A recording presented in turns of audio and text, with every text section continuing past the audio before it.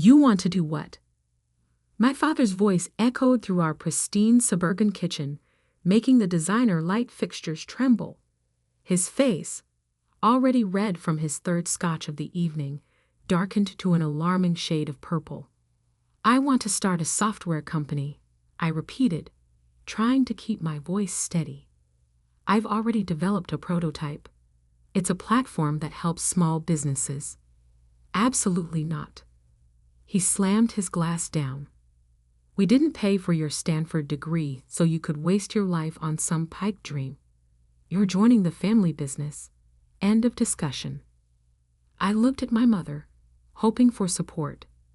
She sat perfectly still at our marble island, maintaining her usual careful distance from conflict. The diamond tennis bracelet I'd given her for Christmas, bought with my savings from secret freelance coding jobs, glinted on her wrist. Mom, I tried. You've seen how many small businesses are struggling with digital transformation. My platform could really help. Daniel. She sighed, examining her manicure. Your father's right. This tech obsession of yours, it's not practical. Norton Industries needs you. The company's been in the family for 3 generations. What they really meant was that Norton Industries, our family's industrial supply business, was failing. They needed my programming skills to modernize their outdated systems, to help them compete in a rapidly digitizing market. But I had bigger dreams. I'm not asking for money, I said. I have savings. I just need some time, Time? My father barked out a laugh.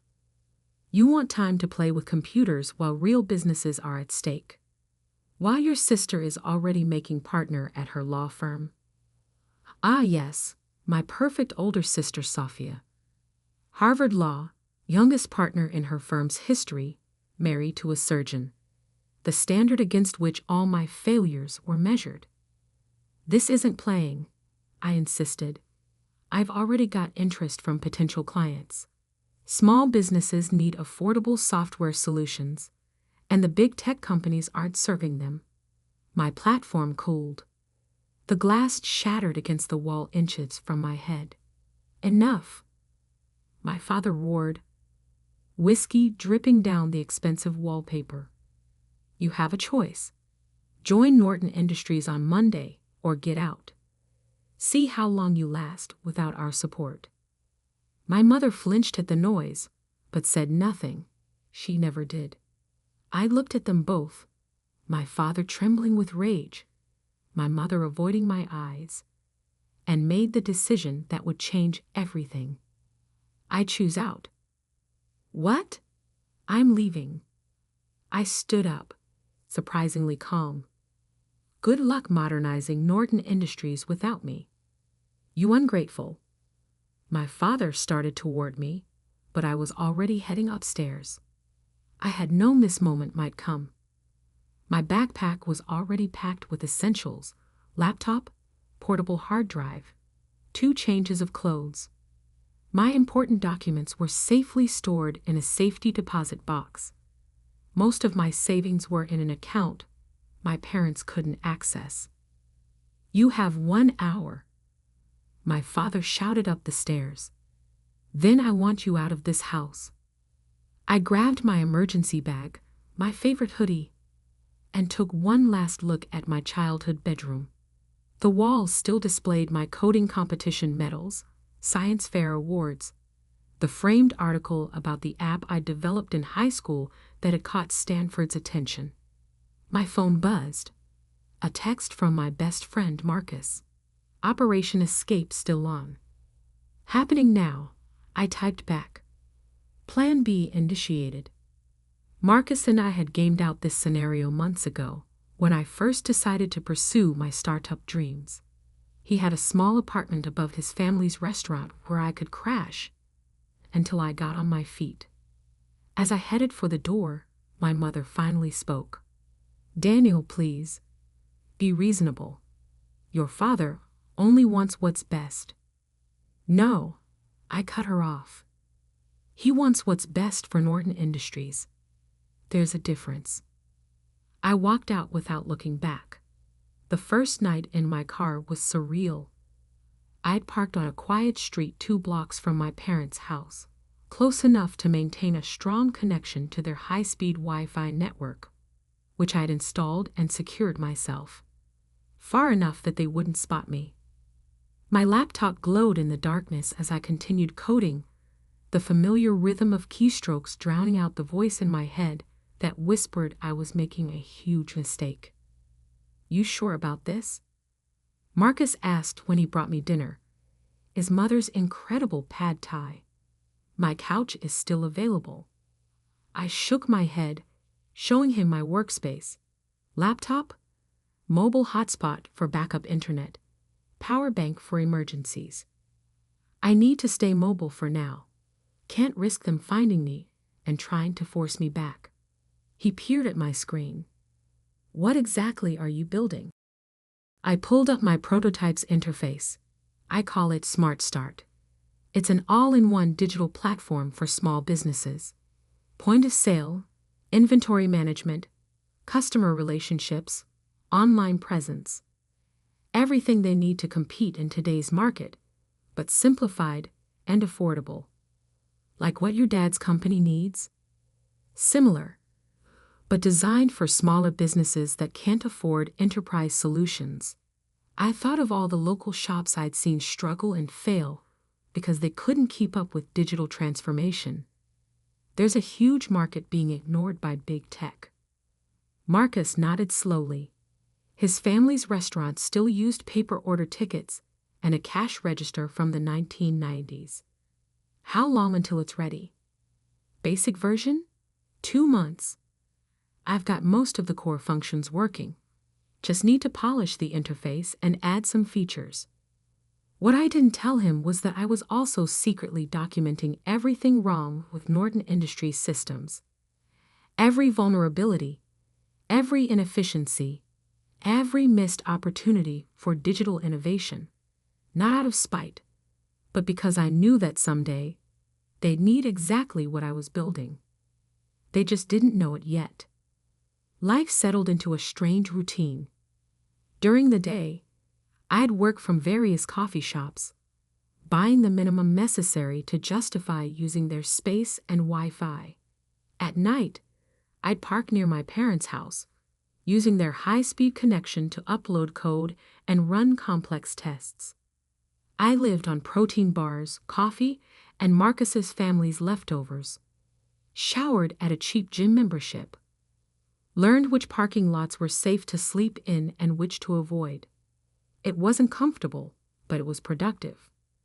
Without distractions, without my father's constant criticism or my mother's passive disappointment, I could focus entirely on building Smart Start. 1 week in, my sister Sophia tried to intervene. "This is ridiculous, Daniel," she said when she tracked me down at my usual coffee shop. "You're living in your car to prove what?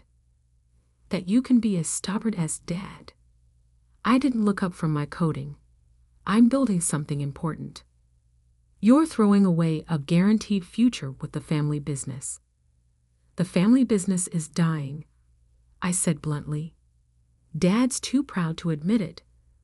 But their systems are ancient, their processes are inefficient, and their competitors are eating them alive.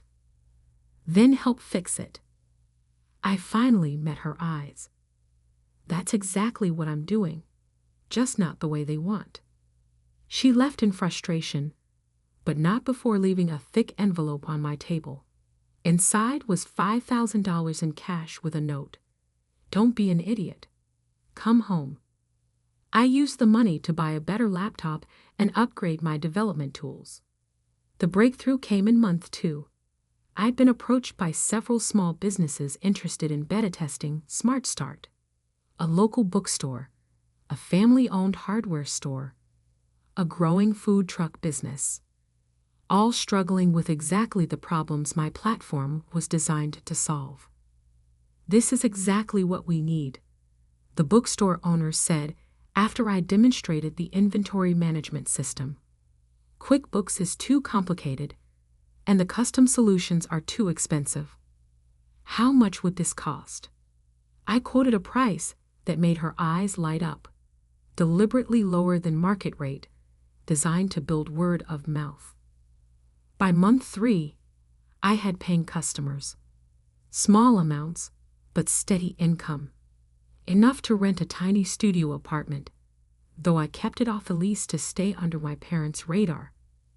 Then came the call that changed everything. "Is this Daniel Norton?" The voice was professional, authoritative. "Yes. This is Charles Widener from Tech Fund Ventures. We've been hearing interesting things about your Smart Start platform." My heart stopped. Tech Fund Ventures was one of the most prestigious early-stage investors in the country. One of our portfolio companies mentioned your solution. Said it's exactly what the small business market needs. Would you be interested in discussing potential investment? I gripped my phone tighter, thinking of all the nights coding in my car, all the meals skipped to buy server time, all the doubts and fears pushed aside to pursue this dream. "Yes," I said, "I would definitely be interested." What I didn't know then was that this conversation would set in motion a chain of events that would not only validate my vision, but also bring me face to face with my family's business failures in a way none of us could have predicted. The Tech Fund Ventures office occupied the top floor of a gleaming downtown skyscraper, exactly the kind of place my father would approve of. I adjusted my one good suit, bought secondhand for investor meetings, and tried not to look like someone who'd been living in his car 2 months ago. Charles Widener was younger than I expected, maybe early 40s, with the relaxed confidence of someone who'd made his fortune in the first .com boom. "Walk me through it again," he said, gesturing to the conference room's massive display where my Smart Start demo was running. I pulled up the interface that had become as familiar as my own reflection. Small businesses are drowning in digital complexity. They need e-commerce, inventory management, customer relationship tools, but existing solutions are either too expensive, too complicated, or too limited.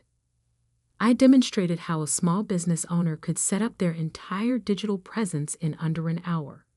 Point of sale, inventory tracking, customer communications, even basic analytics, all integrated, all simple enough for anyone to use. "And this scales?" Charles asked. "Completely. The architecture is cloud-based, modular. We can add features as businesses grow, integrate with other platforms, but the core stays simple." He nodded slowly. "And your current users?" 28 paying customers, all from word of mouth. 0 churn rate. Average user engagement is 4 hours daily. That's impressive. He pulled up another screen. My company's incorporation documents. Innovative Solutions LLC. Registered 6 months ago. Yes, all self-funded so far. He studied me carefully. "You're Jonathan Norton's son." My heart skipped. "You know my father?" Norton Industries was one of my first investments, back in the day, before your father bought out the minority shareholders. His expression turned thoughtful. "They're having trouble adapting to digital markets, I hear." I kept my face neutral. "I wouldn't know. I'm not involved with Norton Industries." "Interesting." He tapped his tablet, and a new document appeared on the screen.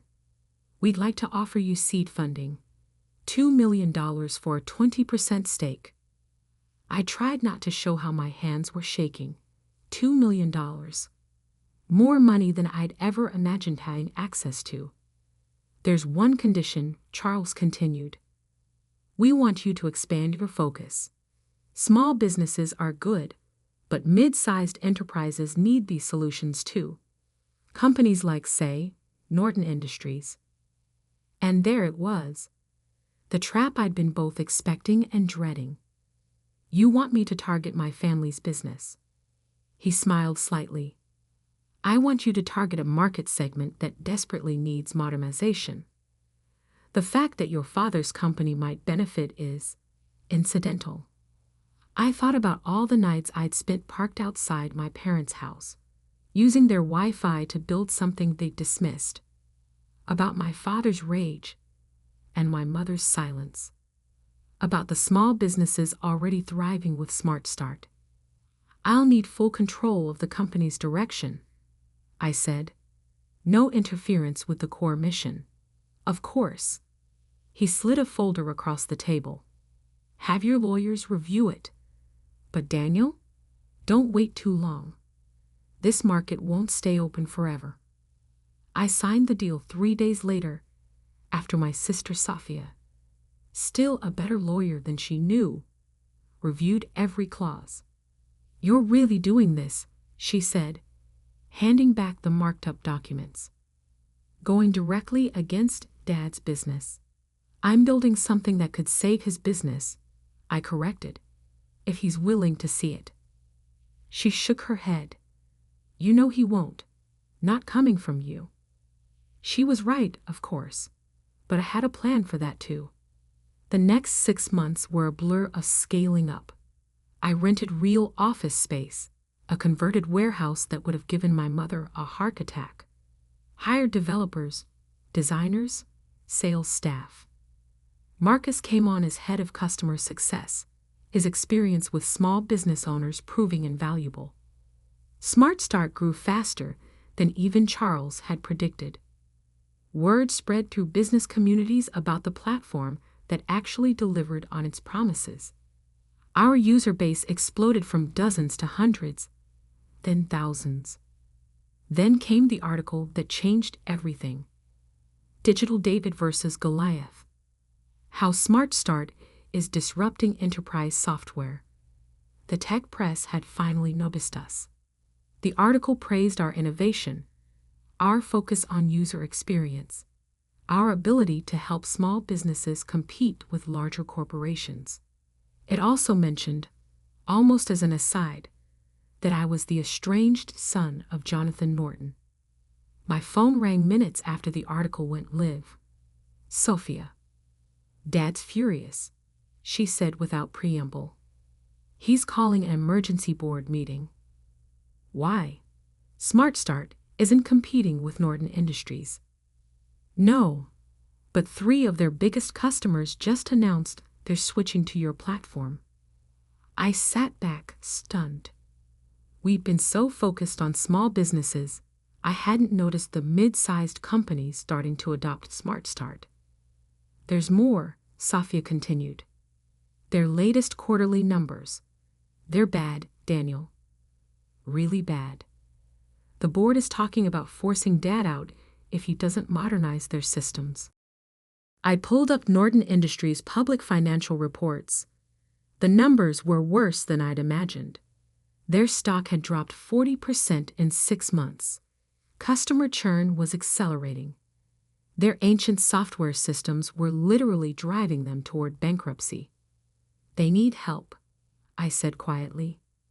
They need you, she corrected. But you know Dad will never admit it. I thought about Charles Wagner's words about targeting mid-sized enterprises, about all the features we'd built into Smart Start that could save companies exactly like Norton Industries. Maybe, I said slowly, they don't need to know it's me.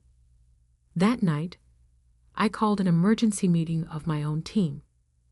We're launching Enterprise Solutions, I announced, pulling up the prototype I'd been quietly developing. A new division focused on larger businesses, built on the Smart Start framework, but with additional features for complex operations. Marcus frowned. I thought we were staying focused on small business. We are. But there's a whole segment of mid-sized companies being crushed between small business agility and big corporation resources. They need what we've built.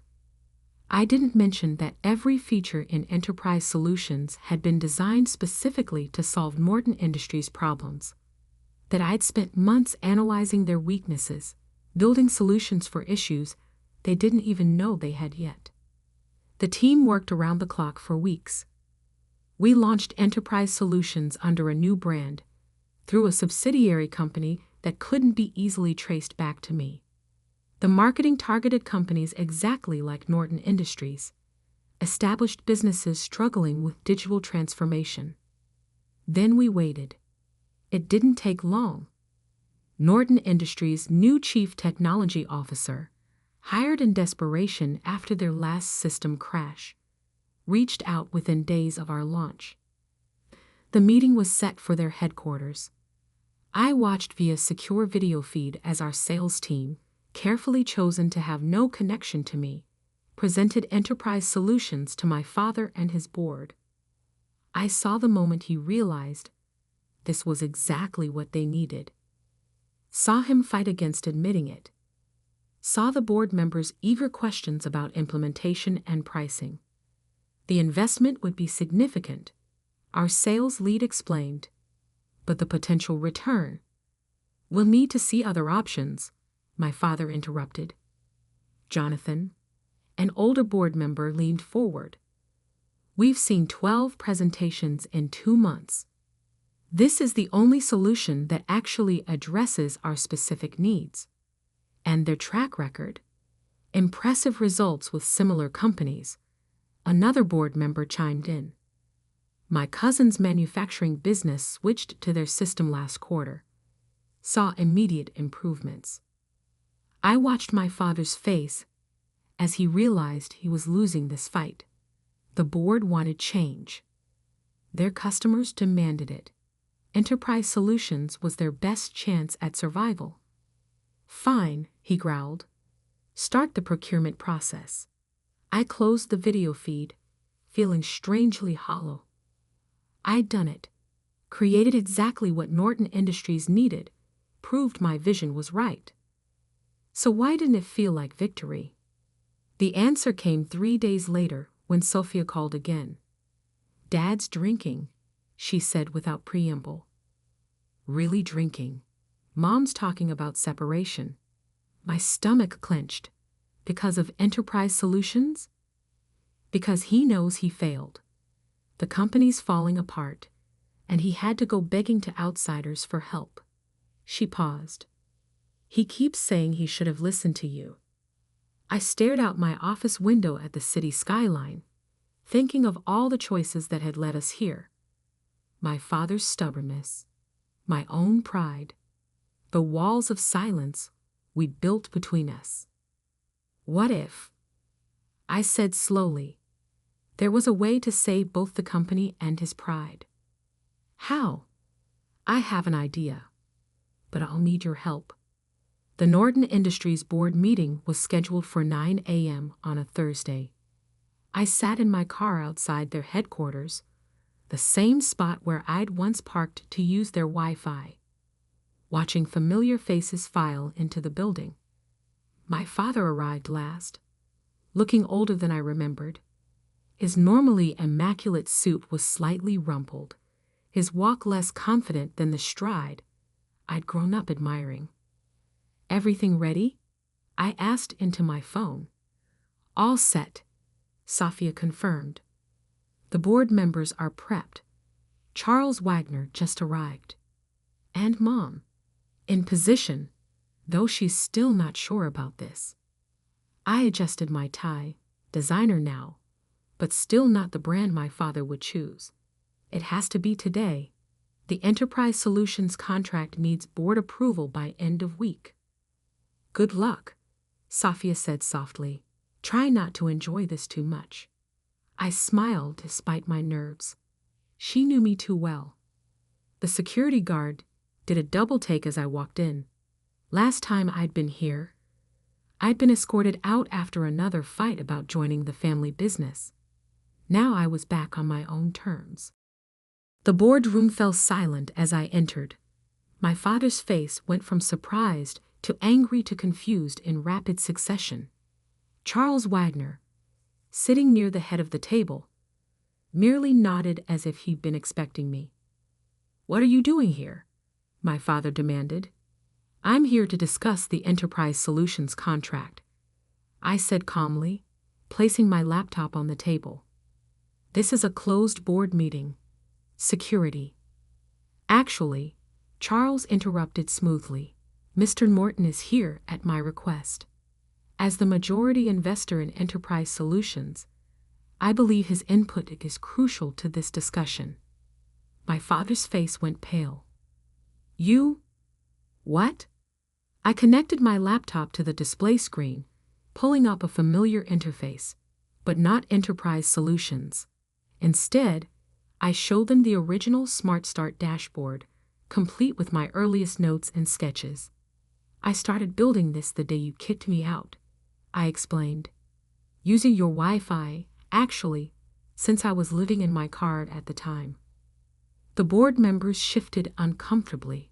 My mother, sitting quietly in her usual corner seat, finally looked directly at me. Smart Start grew faster than anyone expected, I continued. Small businesses loved it because it solved real problems simply and affordably. But I knew larger companies needed similar solutions. I switched to the Enterprise Solutions interface. Every feature in this system was designed specifically to address Morton Industries' challenges: the inventory management, the customer tracking, the integration capabilities, all built based on intimate knowledge of what this company needs. You've been spying on us? My father's voice shook with rage. No, I've been trying to save your company. The same company you wanted me to join, but only on your terms. Charles Wagner cleared his throat. The board has reviewed Mr. Morton's proposal. Enterprise Solutions isn't just a software platform, it's a potential merger opportunity. My father's head snapped up. Merger? I pulled up new slides, the detailed merger proposal I'd spent weeks preparing. Smart Start Technology would acquire a controlling interest in Morton Industries, I explained. But the Norton name stays. The legacy business continues, enhanced by modern technology. And the current CEO transitions to Chairman Emeritus, focusing on strategic partnerships rather than day-to-day operations. The room was absolutely silent. You want to buy my company? My father whispered. I want to save it, I corrected. Transform it into something that honors its history while embracing the future. But it has to happen now, before the market completely passes you by. My mother spoke for the first time. Jonathan, listen to him. He turned to her, startled. In 30 years of board meetings, she'd never spoken up. I've seen what Daniel built, she continued. What he sacrificed to build it. This isn't about winning or losing. It's about family. Family? He barked out a laugh. He abandoned the family business. No, I said quietly. I found a different way to support it. Every feature, every innovation in Enterprise Solutions was designed with Morton Industries in mind. Because despite everything, I never stopped believing in what this company could be. I walked over to his chair, pulled up one more document on my tablet. My original business plan, written in my car that first night after being kicked out. The title read, Project Phoenix, Modernizing Norton Industries Through Independent Innovation. He stared at the document, recognition dawning. This was your plan all along. Plan B, actually. Plan A was convincing you to modernize from within. But you weren't ready to listen then. Charles Wagner stood up. The board needs to vote on this merger proposal by end of day. I suggest we take a brief recess to process this information. People filed out, leaving me alone with my father. He sat there, staring at my business plan, looking lost. Why didn't you tell me? He finally asked. Would you have listened? Really listened, not just heard what you wanted to hear. He was quiet for a long moment. You built all this, using our Wi-Fi? I couldn't help but laugh. That's what you're focusing on? No, He ran a hand through his gray hair. I'm trying to understand how my son went from living in his car to offering to buy my company in less than 2 years. The same way you built this company. By seeing an opportunity everyone else missed. By working harder than anyone thought possible. By believing in something bigger than myself. He nodded slowly. Your grandfather would have loved this, you know. He always said the best business lessons come from proving the skeptics wrong. I learned that from you, actually. All those stories about how you built Morton Industries, how you proved everyone wrong who said it would fail. I sat down next to him. I just did it my way, instead of yours. The board voted unanimously to approve the merger. My father, after the longest pause of my life, voted yes. The transition wasn't smooth. Change never is, especially in family businesses. But slowly, surely, Norton Industries began to transform. We kept the name, but modernized the brand. Kept the core business my grandfather had built, but enhanced it with technology that helped it thrive in the digital age. Smart Start's innovation combined with Norton's stability created something neither company could have achieved alone. 1 year later, I sat in what had been my father's office, our office now, since he'd finally accepted the chairman emeritus role. We were reviewing quarterly numbers, which had exceeded all projections. You were right, he said suddenly. I looked up. About what? About everything. The technology. The market changes. The need to adapt. He met my eyes. I was too proud to see it. Too scared of losing control. And now, he gestured at the tablet, showing our latest results. Now I'm proud of what you built. What we're building together. My phone buzzed. A message from Marcus about a potential new acquisition target. Another struggling family business that needed exactly what we created. Speaking of building, I said, pulling up the proposal. What do you think about expanding our enterprise division? He smiled, the real smile I remembered from childhood, before stress and fear had hardened him. Tell me more. Later that night, I drove past our old house. The Wi-Fi signal was still strong. I'd upgraded their system last month, though they didn't know it. I thought about that first night in my car, coding by the glow of my laptop, running on determination and spite and dreams of proving everyone wrong.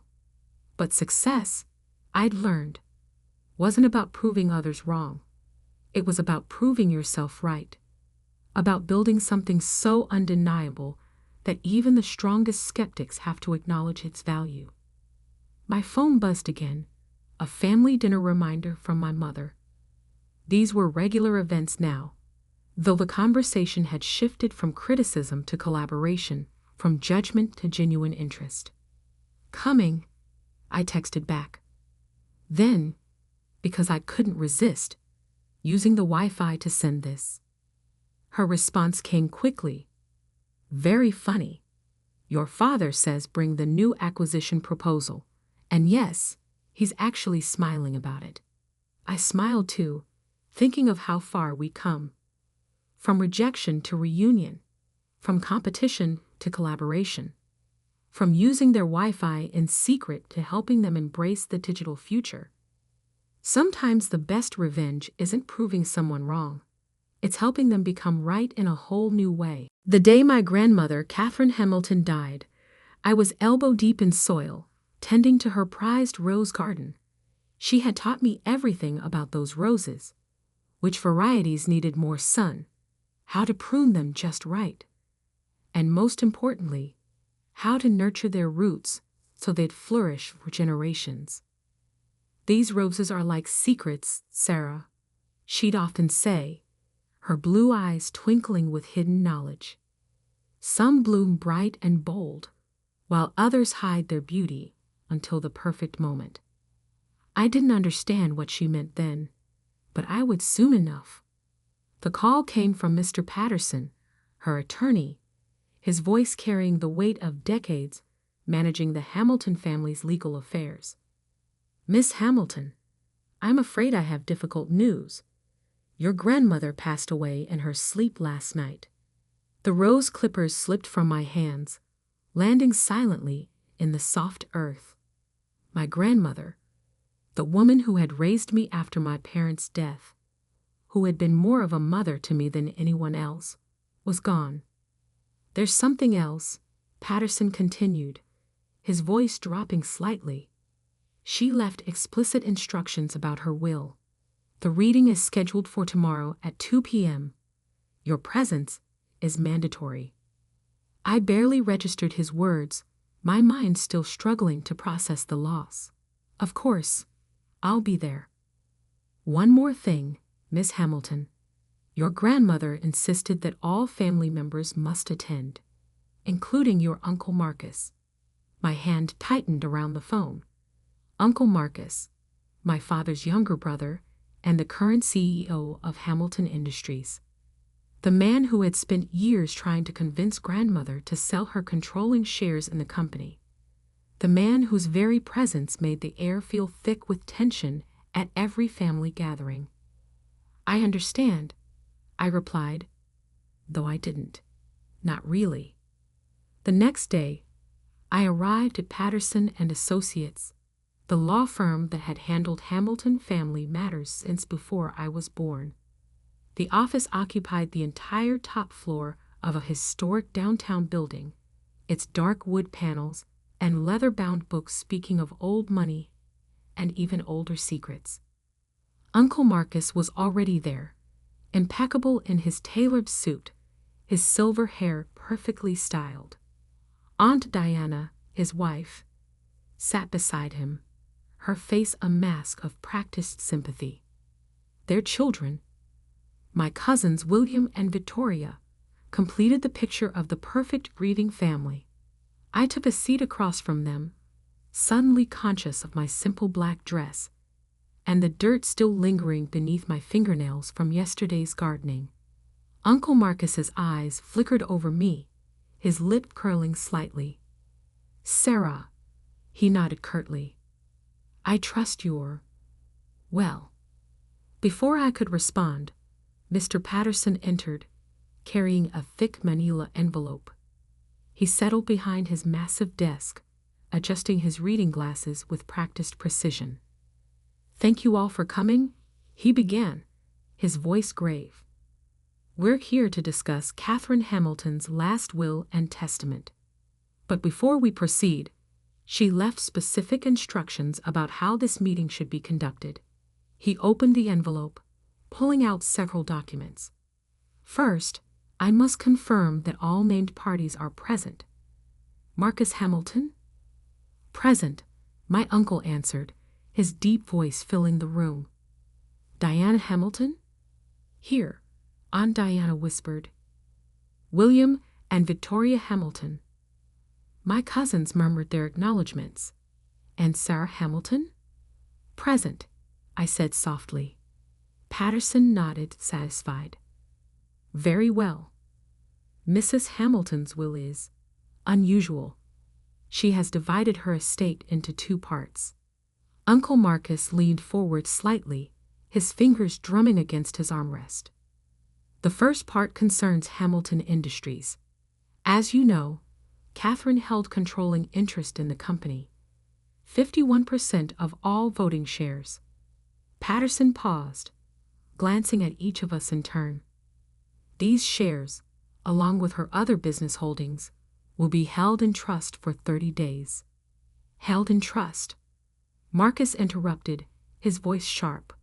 "For what purpose?" Patterson raised a hand. "Please let me finish. After 30 days, the shares and business holdings, valued at approximately $50 million, will be transferred to Sarah Hamilton." The room erupted in chaos. Uncle Marcus shot to his feet, his face flushed with anger. "This is absurd. Sarah has no business experience, no understanding of the company. She spends her days playing in the dirt. Victoria let out a small, shocked laugh. William just stared at me, his expression unreadable. I sat there, frozen. $50 million. Control of Hamilton Industries. It felt surreal, like a dream I couldn't quite grasp. But Patterson wasn't finished. He pulled out another envelope, this one sealed with dark red wax, bearing my grandmother's personal seal. However, he continued, silencing the room, there is one condition. All eyes turned to him as he held up the sealed envelope. This contains information that Mrs. Hamilton insisted must be revealed at the upcoming Hamilton family reunion, scheduled for exactly 30 days from today. If the information is not disclosed as specified, the entire inheritance will be donated to charity. Uncle Marcus's face had gone from red to white. What information? Patterson shook his head. I don't know. The envelope is sealed and addressed only to Sarah. He extended the envelope toward me. As I reached for it, I noticed something strange. Uncle Marcus's hands were trembling. This is ridiculous, he sputtered. You can't possibly expect us to wait 30 days while some gardener holds the company's fate in her hands. I took the envelope, feeling its weight, not just in physical terms, but in the way it seemed to carry the weight of secrets spanning decades. Those are Mrs. Hamilton's terms, Patterson said firmly. The family reunion will be held at Hamilton Manor, as tradition dictates. Sarah must attend and reveal the contents of this envelope. Only then will the inheritance be officially transferred.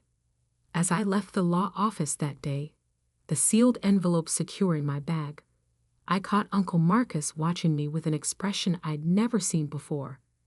It wasn't just anger or frustration, it was fear. Walking to my car, I ran my fingers over the envelope's wax seal. What secret could be so important that my grandmother would stake $50 million on its revelation? And why did Uncle Marcus look so terrified? I didn't know then that the answer would shake the Hamilton family to its core, or that the next 30 days would change everything I thought I knew about my family's legacy. That night, I sat in my small apartment above the local flower shop I managed, staring at the envelope. The wax seal gleamed in the lamplight, almost daring me to break it. But something held me back. Perhaps the same instinct my grandmother had taught me about timing when tending to her roses. Some secrets, her voice echoed in my memory, are like the rarest blooms. They must be revealed at exactly the right moment. I placed the envelope in my safe, beside the only photo I had of my parents. Tomorrow, I would begin preparing for the family reunion, and whatever shocking truth lay sealed within that mysterious envelope. Little did I know, Uncle Marcus was already making plans of his own. Plans that would force me to decide between wealth and truth, between family loyalty and justice. The game was about to begin, and the stakes were higher than I could have imagined. As I finally drifted off to sleep that night, my grandmother's words echoed once more in my mind. Remember, Sarah, every rose has its thorns, but it's the thorns that protect the most beautiful blooms. I was about to discover just how sharp those thorns could be. The morning after the will reading, I woke to 3 missed calls from Uncle Marcus and a text message that made my blood run cold. We need to talk. Now, I sat in my small kitchen, watching steam rise from my coffee cup while considering my options. The sealed envelope lay before me, its red wax seal catching the morning light. Something about it felt heavy, like it carried more than just paper inside. My phone buzzed again. Uncle Marcus. This time, I answered. Sarah. His voice was controlled, measured. the same tone he used during difficult board meetings. "I'm outside your shop." I moved to window. Sure enough, his black Mercedes was parked in front of my modest flower shop, looking completely out of place among the local businesses. "Come up," I said, knowing this confrontation was inevitable. Minutes later, Uncle Marcus stepped into my apartment, his expensive suit a stark contrast to my simple living space. His eyes darted around, taking in the potted plants, the gardening books, the framed pressed flowers on the walls. "Charming," he said, though his tone suggested otherwise. "Your grandmother certainly taught you well about plants." I gestured to a chair. "What do you want, Uncle Marcus?" He sat down, adjusting his gold cufflinks, a nervous habit I'd noticed over the years. "Let's be practical about this, Sarah. You're not equipped to run Hamilton Industries. The company employs thousands of people. Our decisions affect lives, markets, entire industries. And you think I can't handle that responsibility? This isn't about capability. It's about experience, knowledge, connections." He leaned forward. "I've spent 30 years building this company. Your father, my brother, would have wanted." "Don't." My voice was sharp. "Don't talk about what my father would have wanted." A flash of something, guilt, fear, crossed his face. "Fine," he said, reaching into his jacket. "Let's talk numbers instead." He pulled out a checkbook. $20 million. Cash. You sign over grandmother's shares to me, and you never have to work another day in your life. I stared at him. "And the envelope?" "Destroy it. Whatever's inside. Some things are better left in the past." The way his hand trembled slightly as he held the checkbook told me everything I needed to know. He was terrified of what was in that envelope. "No deal," I said quietly. His facade cracked. "You don't understand what you're doing. That envelope. There are things you don't know about this family, about your father. Then maybe it's time I learned them." He stood abruptly, his chair scraping against the floor. "Think carefully about your next move, Sarah. Not everyone in this family will be as generous as I'm being." After he left, I sat there for a long time, thinking about his words. What didn't I know about my father? About this family? I needed answers, and I knew exactly where to start looking. That afternoon, I drove to Hamilton Manor, my grandmother's estate, and the heart of our family's legacy. The housekeeper, Mrs. Chen, who had served our family for over 40 years, greeted me with knowing eyes. "I wondered when you'd come," she said, leading me inside. "Your grandmother left something for you in the library." The library was exactly as I remembered. Walls of leather-bound books, the scent of old paper and wood polish, and my grandmother's antique desk dominating the room. Mrs. Chen walked to a painting behind the desk, a landscape of the manor grounds, and carefully removed it from the wall. Behind it was a safe. "She changed the combination last month," Mrs. Chen said. "To your birthday. Inside the safe, I found a leather journal and a USB drive. The journal's first page bore my grandmother's elegant handwriting. My dearest Sarah, if you're reading this, then you've already received the envelope. What it contains will change everything, but before you open it, you need to understand why. This journal contains the truth about the night your parents died, about your uncle's rise to power, and about the real reason I've chosen you to inherit everything. Be careful who you trust. The walls of Hamilton Manor have ears, and not everyone in this family deserves the name they carry. All my love, Grandmother Catherine." My hands trembled as I turned the page. What I read next made my heart stop. According to the journal, the car accident that killed my parents 20 years ago might not have been an accident at all. My grandmother had been investigating it for years, gathering evidence, following leads that the police had overlooked or been paid to ignore. The USB drive contained financial records, emails, and surveillance footage, a digital trail that pointed to a horrifying conclusion. Someone had tampered with my father's car the night he and my mother died. Someone who stood to gain from their deaths. Someone who took control of Hamilton Industries immediately after. Someone like Uncle Marcus. But before I could read more, I heard footsteps in the hallway. I quickly tucked the journal and USB drive into my bag just as Victoria, my cousin, entered the library. "I thought I saw your car outside," she said, her smile not reaching her eyes. "Finding anything interesting?" "Just memories," I replied, keeping my voice steady despite my racing heart. Victoria walked to the desk, running her fingers along its polished surface. "You know, Dad's really upset about all this. He built this company from nothing after Uncle James died. It's not fair that you just swoop in and take everything." I bit back a laugh. Built from nothing. Hamilton Industries had been thriving when my father ran it. It was only after his death that Uncle Marcus took control. "Your father will survive," I said, standing to leave. "Maybe." Victoria's voice turned cold. "But will you?" I stopped at the door. "Is that a threat, cousin?"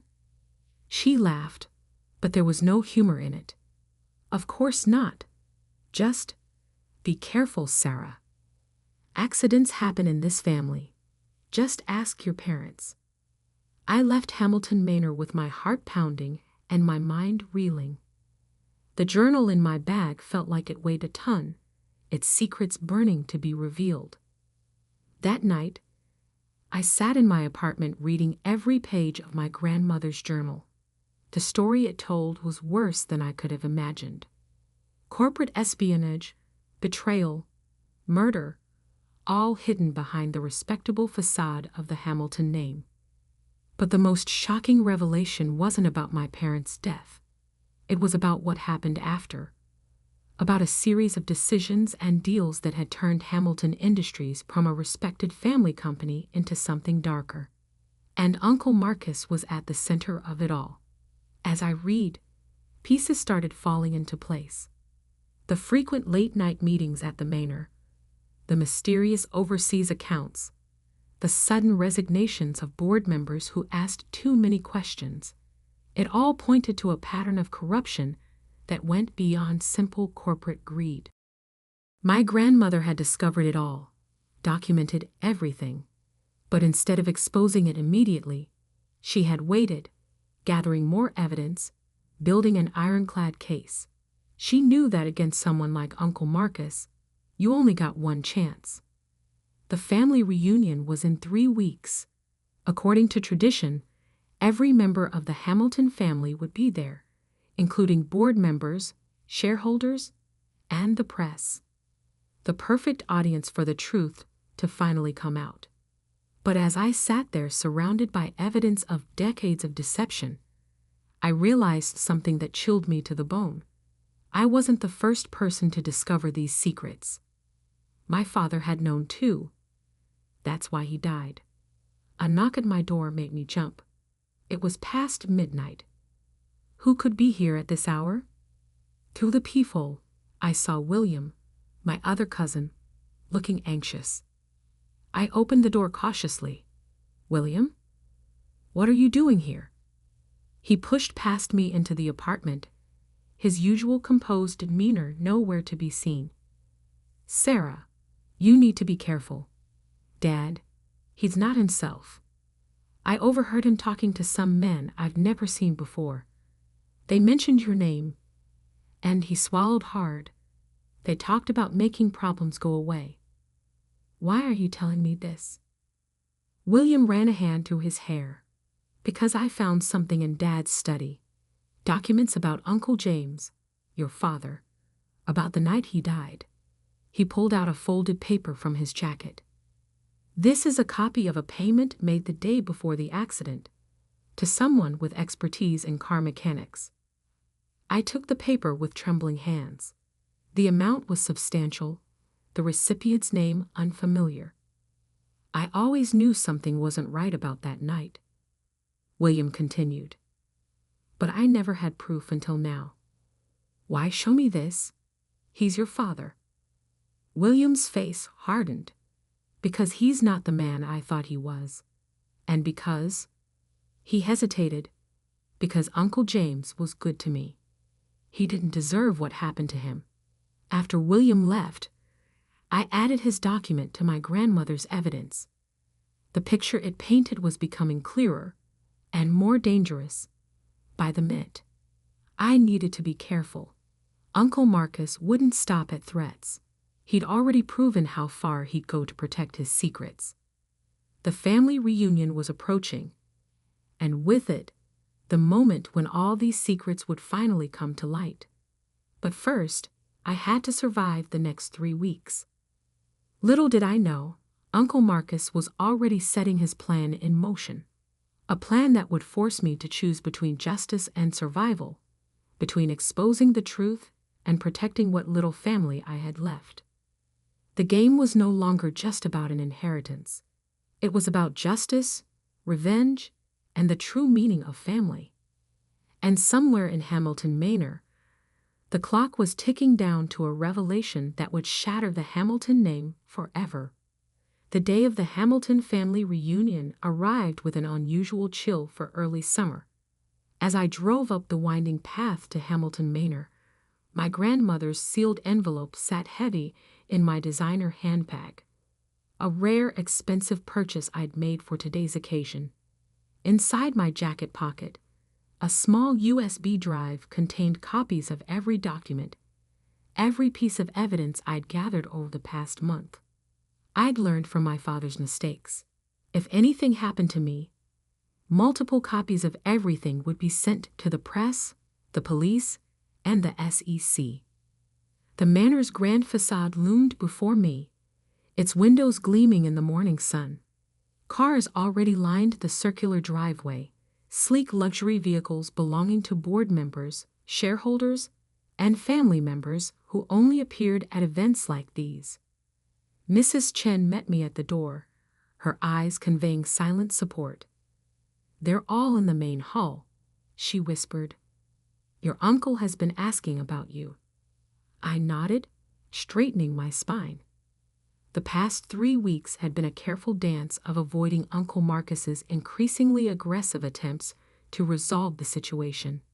First came the threats disguised as warnings, then the suspicious car that followed me for days, and finally, the break-in at my apartment that was made to look like a robbery. But they hadn't found what they were looking for.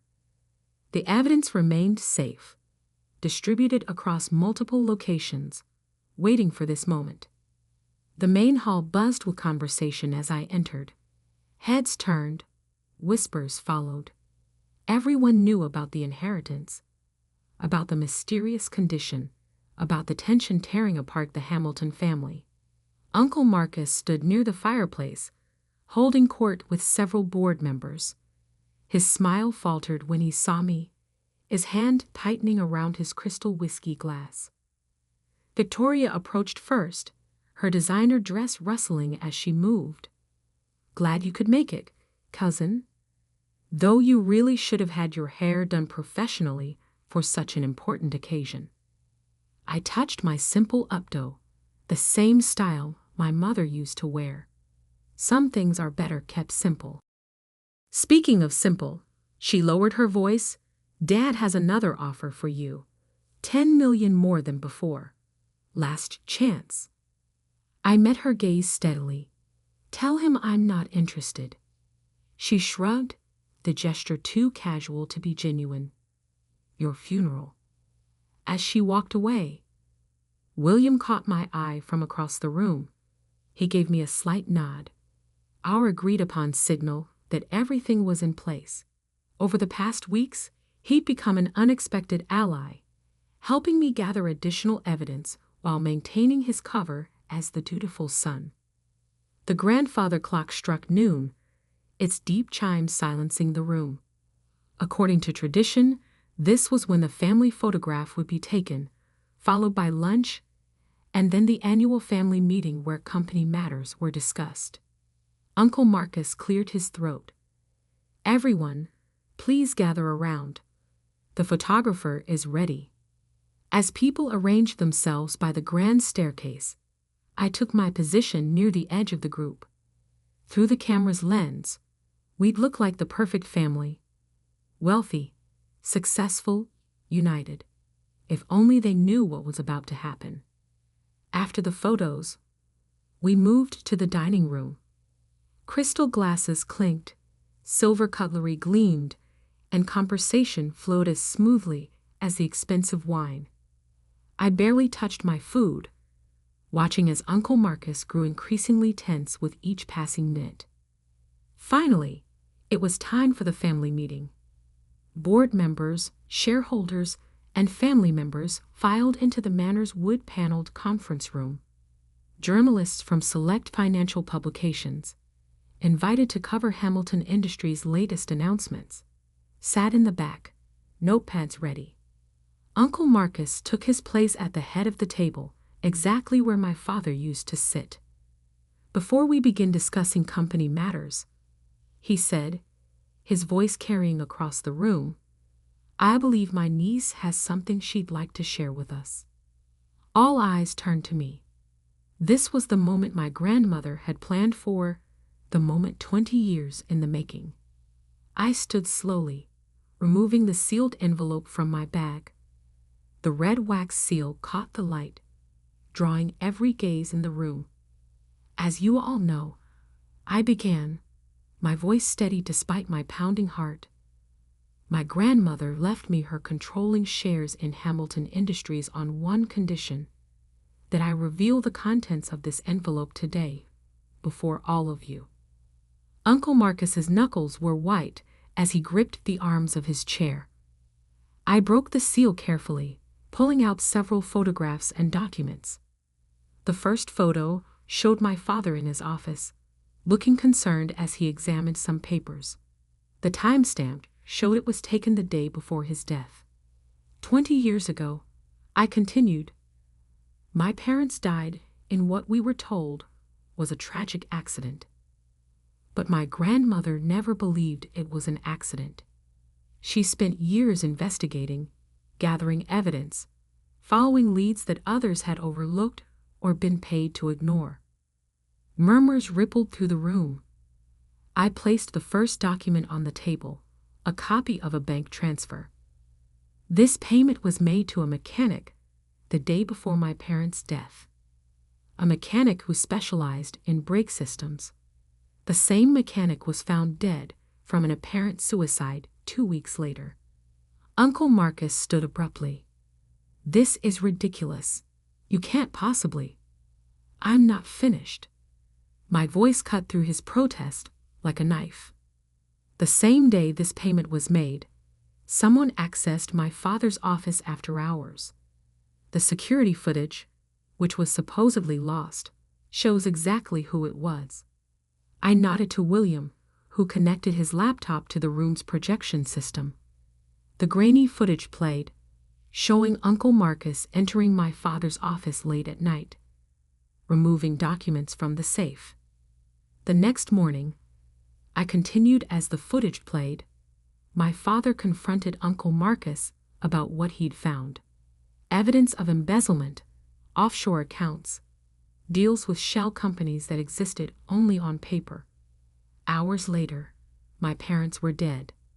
The room had gone completely silent. Even the journalists had stopped writing, their pens frozen mid-sentence. But that was just the beginning. I laid out more documents, bank statements, emails, surveillance photos. Over the next 20 years, Hamilton Industries under Marcus Hamilton's leadership became a front for money laundering, tax evasion, and corporate fraud on a massive scale. Victoria jumped to her feet. You're lying. This is all fabricated. Every document has been verified, I cut in. Every transaction traced. Every witness statement recorded. My grandmother spent years building this case, making sure it was ironclad before she died. I turned to the journalists. You'll each find a complete digital copy of all evidence in your email inboxes. The SEC, FBI, and Department of Justice received their copies an hour ago. The room erupted in chaos. Board members shouted questions. Shareholders reached for their phones. Family members stared in shock or anger, or both. Through it all, Uncle Marcus remained eerily still, his face drained of color. Then slowly, he began to laugh. A hollow, broken sound that silenced the room. You're just like him, he said, staring at me with something between hatred and admiration. James always thought he could fix everything, make everything right. Look where it got him. No, I replied calmly. I'm not like my father. I'm like my grandmother. I waited.